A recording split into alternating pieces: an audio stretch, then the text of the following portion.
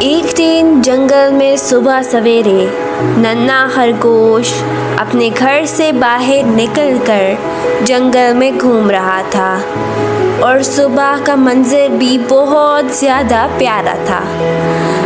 اچانک اس کی نظر ایک بڑی اور تازہ گاجر پر پڑی۔ وہ بولا، واہ کتنی مزے کی گاجر ہے، اور جلدی سے وہ اپنی امی کے پاس چلا گیا۔ جب وہ اپنی امی کے پاس پہنچا تو اس نے گاجر اپنی امی کے سامنے رکھی اور بولا، امی جان یہ گاجر میں نے آپ کے لیے لائی ہے۔ امی جان نے خوش ہو کر کہا، واہ خرگوش بیٹا، یقیناً تم نے یہ بہت اچھا کام کیا ہے۔ ننھا خرگوش خوشی سے جھوم اٹھا۔